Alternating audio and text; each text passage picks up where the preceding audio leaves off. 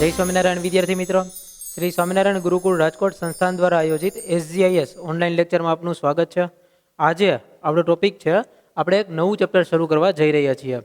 ચેપ્ટરનું નામ છે દ્રવ્યની અવસ્થાઓ, જે તમારા સિલેબસ મુજબ 5મું ચેપ્ટર છે. અને અત્યાર સુધીમાં જો આપણે સિલેબસની વાત કરીએ, તમારો જે 11th સ્ટાન્ડર્ડનો જે સિલેબસ છે એની વાત કરીએ તો અત્યાર સુધીમાં જે કમ્પ્લીટ થઈ ગયેલા ચેપ્ટર છે એમાંના છે એક પહેલું ચેપ્ટર, બીજું, ત્રીજું અને ચોથું, અને પછી છે એક 8મું ચેપ્ટર અને 9મું ચેપ્ટર.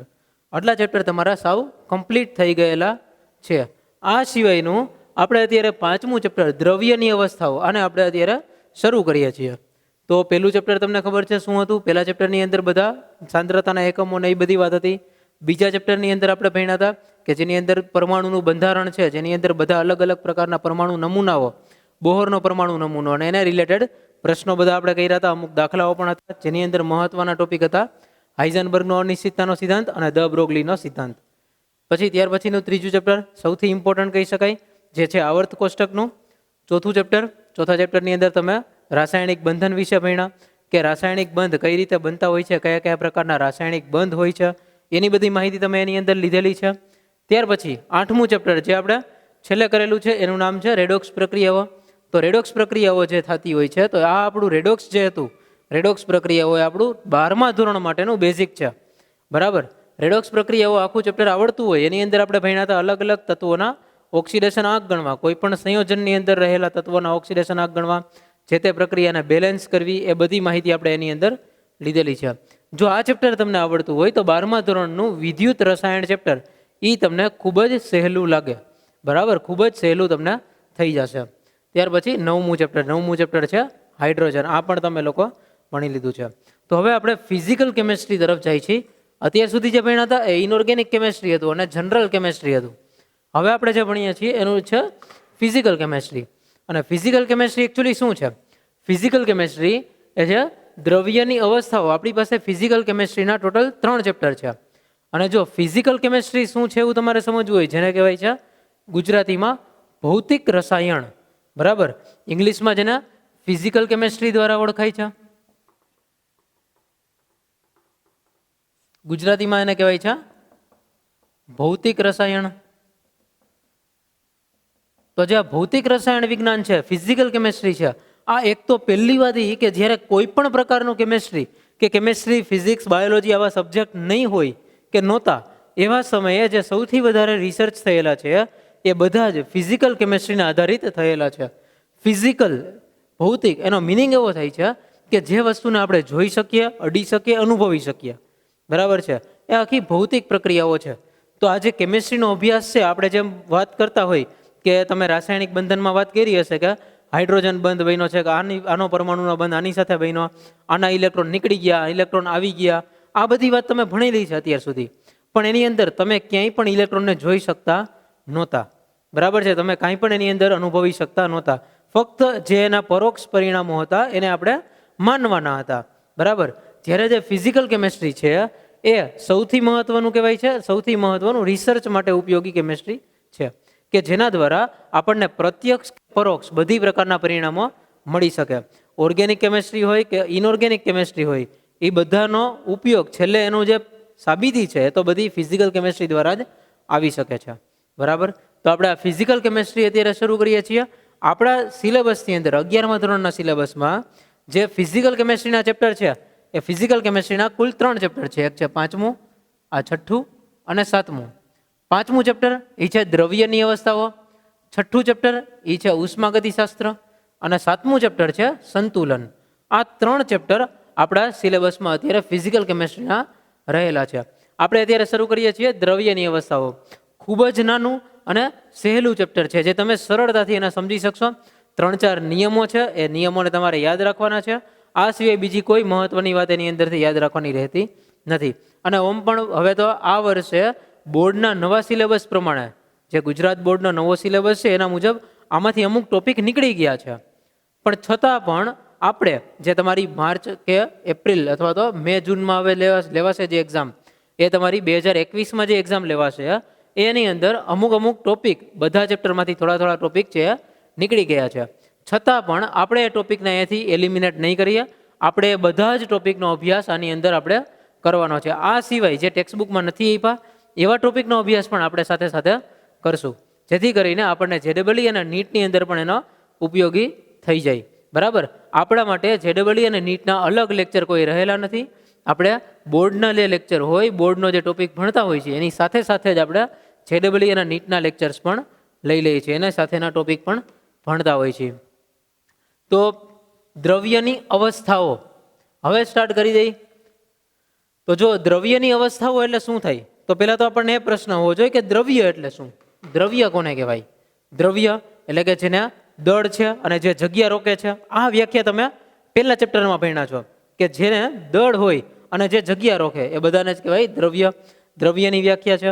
તો દ્રવ્યની વ્યાખ્યાની વાત કરીએ તો દ્રવ્ય છે એની અવસ્થાઓ કઈ કઈ હોય? તો આમ જોઈએ તો દ્રવ્યની કુલ 5 અવસ્થાઓ છે. પહેલી અવસ્થા છે, એક છે ઘન અવસ્થા, બીજું પ્રવાહી અવસ્થા, ત્રીજું છે એ વાયુ અવસ્થા. તમે પહેલા ચેપ્ટરમાં આ ત્રણેય વિશે ડિટેલમાં તો ભણેલું છે, પણ હું તમને કહું છું કે 5 અવસ્થાઓ છે. તમે તો ભણેલા હશો કે અમને તો ભાઈ 3 જ અવસ્થાઓ ખબર છે, ઘન, પ્રવાહી, વાયુ. બીજી અવસ્થાઓ 2 અવસ્થાઓ ક્યાં આવે સર? એમને એમ કે છે, પણ એવું નથી. ખરેખર તો 5 અવસ્થાઓ છે દ્રવ્યની. જે બાકીની 2 અવસ્થાઓ છે એ પ્રેક્ટિકલી આપણા માટે શક્ય હોતી નથી, જે આપણી રેગ્યુલર લાઈફમાં આપણે એનો ઉપયોગ કરતા હોતા નથી. છતાં પણ હું તમને 1-2 એક્ઝામ્પલ આપીશ કે જે આપણે એનો ઉપયોગ પણ થતો હોય છે. ઓકે, તો ઘન, પ્રવાહી, વાયુ છે 3 અવસ્થાઓ. ચોથી અવસ્થા છે પ્લાઝમા અને 5મી અવસ્થા છે બોઝ-આઇન્સ્ટાઇન સંઘટક અથવા બોઝ-આઇન્સ્ટાઇન કન્ડેન્સેટ. બરાબર છે. તો આ 5 અવસ્થાઓ દ્રવ્યની હજી સુધીમાં જોવા મળી છે, જેમાંની પ્લાઝમા અને બોઝ-આઇન્સ્ટાઇન કન્ડેન્સેટ આ 2 અવસ્થાઓ આપણા રેગ્યુલર ઉપયોગમાં ક્યાંય આવતી નથી. આપણા રોજબરોજના જીવનમાં ક્યાંય આપણે આનો ઉપયોગ કરતા હોતા નથી, પણ આપણે ઘન, પ્રવાહી, વાયુનો તો હાલતા ચાલતા ઉપયોગ કરીએ છીએ. અને તમને ખબર પણ પડી જાય કે આ ઘન છે, પ્રવાહી છે કે વાયુ છે. કોઈ પણ વસ્તુ હોય જેમ કે ધુમાડો કહેવામાં આવે તો તમે સમજી શકો કે ભાઈ એ વાયુ છે અને એની અંદર ઘન કણો ઉડતા હશે. બરાબર છે, તો આ તમે આરામથી એવું સમજી શકો છો. હવે છે મેઇન વાત પ્લાઝમા અને બીઈસી. આ શું છે? તો જો પહેલા આપણે બધી એક અવસ્થાની એકવાર વાત કરી લઈ. ઘન અવસ્થા એટલે કે એનું શું હોય ભાઈ? તો કે ભાઈ નિશ્ચિત કદ હોય અને એનો નિશ્ચિત આકાર હોય. કદ અને આકાર બંને નિશ્ચિત હોય એવી અવસ્થાને ઘન અવસ્થા જ કહેવાય. જેમ કે મારા હાથમાં જે મેં માર્કર પકડેલી છે તો એ ઘન અવસ્થામાં છે. ઘન છે એની અંદર એનું કદ નિશ્ચિત છે અને એનો આકાર પણ નિશ્ચિત છે. બરાબર, આ માર્કરનો આકાર આમને મૂકી દઈ તો એનો માર્કર છે એ માર્કરનો આકાર દડા જેવો ન થઈ જાય. બરાબર, તો આ માર્કરનો જે આકાર છે એ નિશ્ચિત છે, એનું કદ પણ નિશ્ચિત છે, એટલી જ જગ્યા રોકે છે, એને કોઈ બદલતું હોતું નથી. તો નિશ્ચિત કદ અને નિશ્ચિત આકાર ધરાવે છે, તો એ છે ઘન અવસ્થા. બીજી અવસ્થા છે પ્રવાહી. તો પ્રવાહીની અંદર કદ નિશ્ચિત હશે પણ આકાર છે એ નિશ્ચિત હશે નહીં. તો આપણે એને અનિશ્ચિત આકાર કહી દઈએ. કારણ કે પ્રવાહીને કે પાણીને આપણે પ્રવાહીમાં ઉદાહરણ તરીકે જો પાણી લઈએ તો પાણીને આપણે જે પાત્રમાં ભરી દઈએ એના જેવો એ આકાર ધારણ કરે છે. ધારો કે આપણે ડોલની અંદર પાણી ભરેલું છે તો એ ડોલ જેવો આકાર ધારણ કરે છે. ધારો કે આપણે એને લઈને ત્યાંથી વાટકામાં પાણી ભરીએ છીએ તો વાટકા જેવો આકાર ધારણ કરે છે. બરાબર, આપણે એને ગોરામાં ભરી તો ગોરા જેવો આકાર ધારણ કરી લે. તો જે પ્રવાહી છે એનું કદ નિશ્ચિત હોય. પાણી 5 લીટર હોય તો 5 લીટર જ રહે. એવું ન થાય કે આપણે 50 લીટરની ડોલમાં ભરી તો પાણી 50 લીટર થઈ જાય. એવું થઈ શકતું નથી. બરાબર, એટલે કે એનો કદ નિશ્ચિત છે પણ એનો આકાર નિશ્ચિત રહેતો નથી. આપણે જેમાં એને નાખીએ, જે પાત્રમાં એને ભરીએ એના જેવો એ આકાર ધારણ કરે છે. તો આ થઈ ગયું પ્રવાહી. અને ત્રીજું છે વાયુ, કે જેનું કદ પણ નિશ્ચિત નથી. અનિશ્ચિત કદ અને અનિશ્ચિત આકાર. પ્રવાહી છે, વાયુ છે, તો એનું કદ અને આકાર બંનેમાંથી કાંઈ પણ નિશ્ચિત હોતું નથી. તો શું કામે નિશ્ચિત ન હોય? તો જો અનિશ્ચિત કદ આ સૌથી મહત્વનું છે. આકાર તો તમે સમજી શકશો કે એનો આકાર નિશ્ચિત ન હોય. પાણીનું સમજાય એના ઉપરથી તમે વાયુ માટે પણ સમજી શકો. પણ જે કદ નિશ્ચિત નથી, આપણે વાત કરીએ છીએ કદ નિશ્ચિત નથી. કદ નિશ્ચિત નથી એનો મિનિંગ એવો થાય કે વાયુને આપણે 5 mlની કેપેસિટી વાળી ટેસ્ટ ટ્યુબમાં ભરીએ તો એ 5 ml જગ્યા રોકી લે. પછી એને આપણે 50 mlના બીકરમાં ભરીએ તો 50 ml જગ્યા રોકી લે. એની બદલે 500 mlના બીકરમાં ભરીએ તો એમાં જગ્યા રોકે, 500 mlની જગ્યા રોકશે. અને 5 લીટરની ડોલમાં ભરીએ તો પણ એ 5 લીટરની જગ્યા રોકશે. એટલે કે વાયુનો સૌથી મહત્વનો જે ગુણધર્મ છે એ છે વાયુનું પ્રસરણ. બરાબર, જે સૌથી મહત્વનો ગુણધર્મ છે વાયુનો એ છે વાયુનું પ્રસરણ. જેમ કે આપણે એક આખા રૂમમાં એક જ ખૂણામાં આપણે અગરબત્તી કરીએ છતાં પણ આપણને સુગંધ આખા રૂમમાં આવતી હોય છે. એનું કારણ છે કે વાયુ છે એ આખામાં પ્રસરી જાય છે, એટલે કે આખા રૂમ જેટલી જગ્યાએ રોકી લે છે. એટલો બધો હોતો નથી, એનું કદ એટલું બધું હોતું નથી, પણ એ બધી જગ્યાએ પ્રસરી શકે છે. બરાબર, એટલા માટે આપણે એનું લખ્યું છે કદ છે એ અનિશ્ચિત છે અને એનો આકાર તો અનિશ્ચિત હોય જ છે. એ તો આપણને ખ્યાલ જ છે કે એનો વાયુ છે તો એનું કદ અનિશ્ચિત હશે અને આકાર પણ અનિશ્ચિત હશે. બરાબર, અને વાયુનો સૌથી મહત્વનો જે ગુણધર્મ છે એ છે પ્રસરણ. પ્રસરણ ઉપરાંત એ સંકોચન પણ પામી શકે છે. માનો કે આપણે કોઈ વાયુ છે એ 5 લીટરના પાત્રમાં ભરેલો છે, તો એની વાયુનું કદ 5 લીટર થયું. એ જ વાયુને 5 લીટર વાળો જે વાયુ છે એ જ વાયુના આપણે જો 50 ml વાળા પાત્રમાં ટ્રાન્સફર કરીએ, બરાબર, બધો જ 5 લીટર વાયુ એકસાથે 50 ml માં ભરી દઈ થોડું દબાણ આપીને, તો વાયુ 5 લીટર વાળું જે હતું એ 50 ml માં પણ આરામથી સમાઈ જશે. બરાબર, એનો મતલબ કે વાયુના અણુઓ એકબીજાથી નજીક આવશે, તો વાયુ છે એ સંકોચન પામશે. તો જેવી રીતે વાયુ પ્રસરણ પામે છે, એક જગ્યાએથી બીજી જગ્યાએ ફટાફટ ગતિ કરીને પહોંચી જાય છે, એવી જ રીતે વાયુના અણુઓ એકબીજાની નજીક આવી અને સંકોચન પણ પામી શકે છે. આ એના અગત્યના ગુણધર્મો છે. અને આટલા અગત્યના ગુણધર્મો છે એટલા માટે તો આપણે આખું ચેપ્ટર જે છે દ્રવ્યની અવસ્થાઓ, એની અંદર સૌથી વધારે અભ્યાસ જો કરવાનો છે તો છે વાયુ અવસ્થાનો. પ્રવાહી અવસ્થાના 2-3 ટોપિક ભણશું આપણે એની અંદર આ ચેપ્ટરમાં, પણ આપણા માટે આ ચેપ્ટર દ્રવ્યની અવસ્થામાં ફક્ત 2 જ અવસ્થાઓ આપણે ભણવાની છે, પ્રવાહી અવસ્થા અને વાયુ અવસ્થા. જેમાં વાયુ અવસ્થા, વાયુના આટલા બધા સારા ગુણધર્મો છે એના કારણે વાયુ વિશે થોડા વધારે નિયમો છે, વધારે ગણતરીઓ છે. પ્રવાહીની અંદર એટલા બધા નિયમો કે એટલી ગણતરીઓ કાંઈ છે નહીં. અને ઘન અવસ્થા જે છે, ઘન વિશે ભણવાનું છે. તો ઘનની અંદર તો કદ અને આકાર બધું નિશ્ચિત છે, પણ એની અંદર ગોઠવણી કઈ રીતે થયેલી છે એ ભણવાનું હોય છે.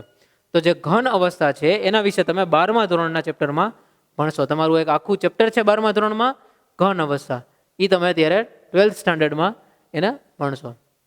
તો આ 3 અવસ્થા જે મહત્વની હતી એ કરી. ત્યાર પછી વાત કરીએ કે ભાઈ પ્લાઝમા શું છે, પ્લાઝમા અવસ્થા એટલે શું, અને બીઈસી અવસ્થા એટલે શું, બોઝ આઇન્સ્ટાઇન કન્ડેન્સેટ એટલે શું થાય. તો જે પ્લાઝમા અવસ્થા છે એ પ્લાઝમા અવસ્થા એટલે એવી છે કે ખૂબ જ ઊંચા તાપમાને, એની વ્યાખ્યા હું એ લખું છું, ખૂબ જ ધ્યાનપૂર્વક સમજજો. ઊંચા તાપમાને આયનીકરણ પામેલો વાયુ કે જેમાં ધન આયન અને ઇલેક્ટ્રોન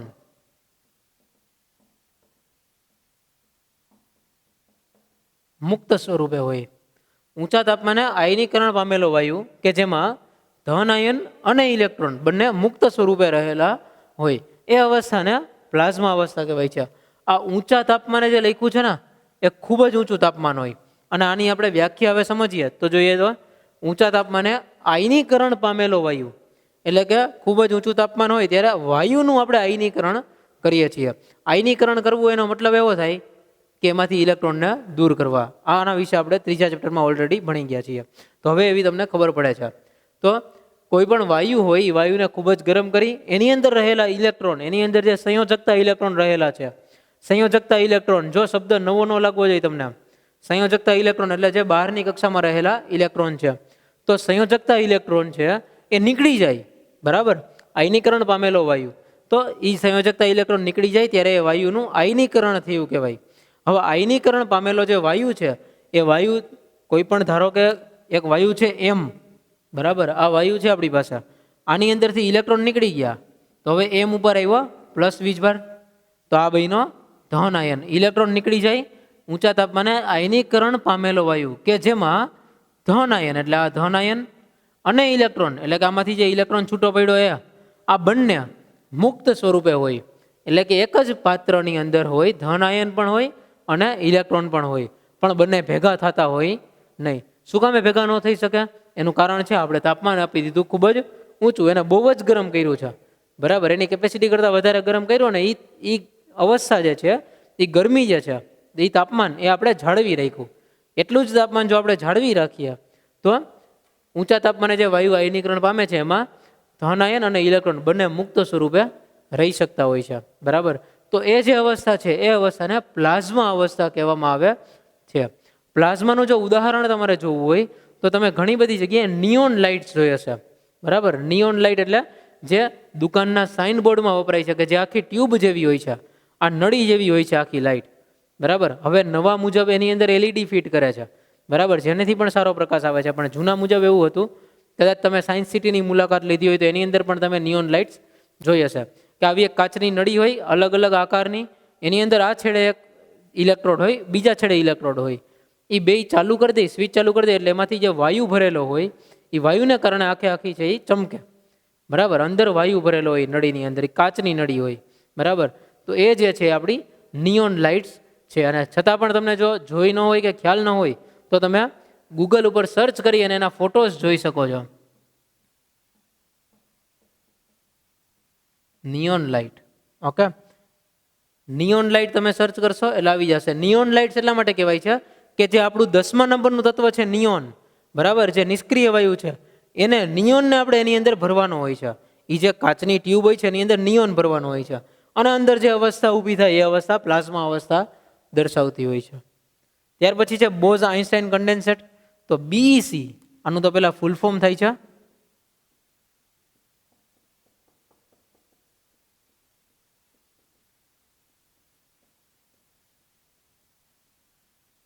બોઝ આઇન્સ્ટાઇન કન્ડેન્સેટ. તો જે બોઝ આઇન્સ્ટાઇન કન્ડેન્સેટ છે આ અવસ્થા એવું દર્શાવે છે કે ખૂબ જ નીચા તાપમાને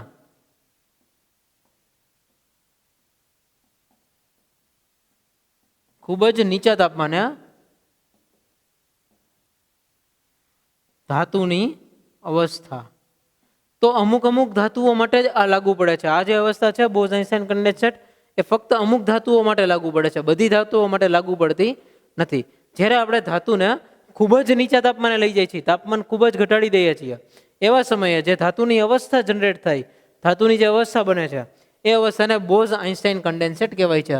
આની અંદર ઉદાહરણ છે કે રૂબિડિયમ જેવી ધાતુઓ. બરાબર. રૂબિડિયમ જેવી ધાતુઓ છે, સીઝિયમ છે, રૂબિડિયમ છે, એવી ધાતુઓ છે. તો એની માટેની જે અવસ્થા છે એ અવસ્થાને બોઝ આઇન્સ્ટાઇન કન્ડેન્સેટ કહેવાય છે. એને રૂબિડિયમ કે સીઝિયમને આપણે ખૂબ જ નીચા તાપમાને લઈ જવાનું, ત્યારે જે અવસ્થા જ બને એને બીઈસી કહીએ છીએ. બોઝ જે છે આમાં જે લખેલા છે નામ આઇન્સ્ટાઇન, આના નામ તમે સમજી શકો છો, જે સાયન્ટિસ્ટે ફાઇન્ડ કર્યું એના નામ ઉપરથી છે. તો આઇન્સ્ટાઇન એટલે આલ્બર્ટ આઇન્સ્ટાઇનનું નામ છે, એ તમને ખબર જ છે. જે બોઝ છે એ ખૂબ જ અજાણ્યા વૈજ્ઞાનિક છે આપણા માટે. બરાબર. જે ખરેખર બોઝ લખેલું છે અહીંયા છે એ સત્યેન્દ્રનાથ બોઝ છે.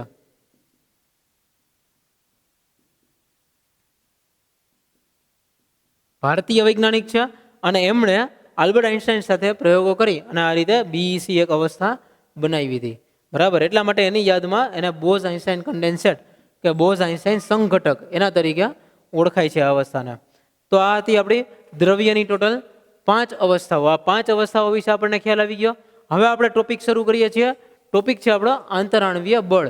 અને આપણે આ ચેપ્ટરની અંદર જેટલું પણ ભણશું એ બધી જ અવસ્થાઓ એ ફક્ત વાયુ અને પ્રવાહીને લાગુ પડતા હશે, અથવા મોટા ભાગના નિયમો તો ફક્ત વાયુને લાગુ પડતા હશે એવા જ આની અંદર હશે. બરાબર છે. તો આપણે આના વિશે અત્યારે માહિતી લઈ છીએ. તો જોઈએ, ટોપિકનું નામ છે હવે આંતરાણવીય બળ. કે આંતરાણવીય બળ કોને કહેવાય, કેટલી પ્રકારના હોય.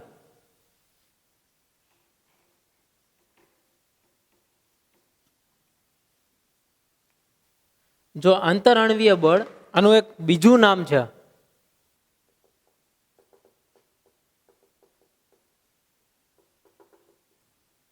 આંતરાણવીય બળો. તો જોનિસ વાન્ડરવાલ્સના નામ ઉપરથી આ એક બીજું બળ, આનું નામ છે વાન્ડરવાલ્સ બળ. બરાબર. આને અત્યારે વાન્ડરવાલ્સ બળ તરીકે પણ ઓળખીએ છીએ.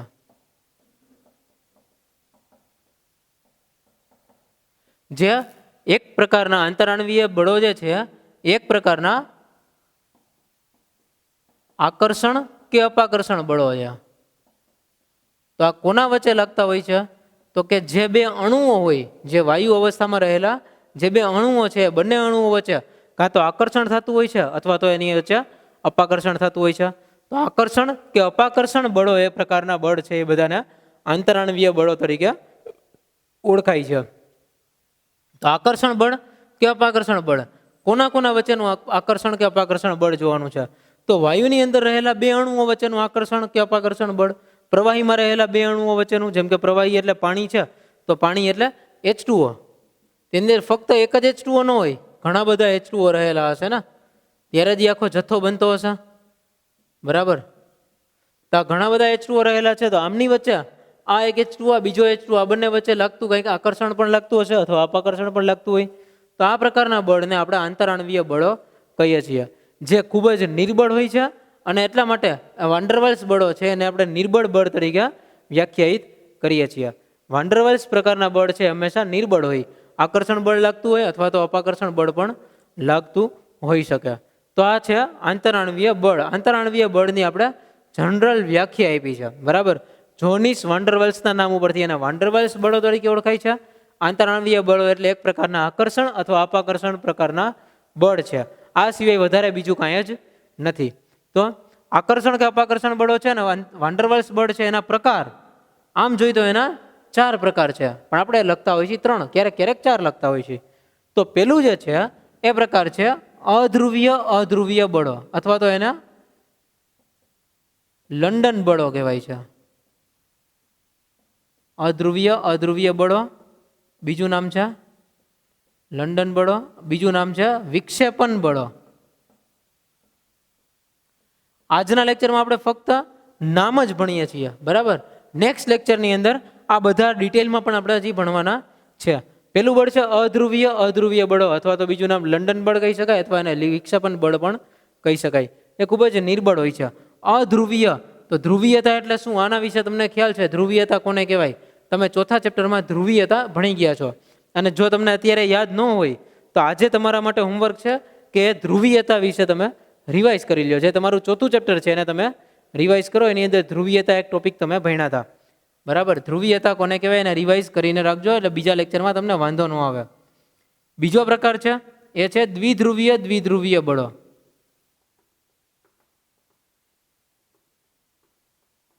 દ્વિધ્રુવીય બળો, તો આ બીજા પ્રકારનું બળ છે. આનું કોઈ બીજું નામ નથી, પણ એને દ્વિધ્રુવીય બળ જ કહેવાય છે.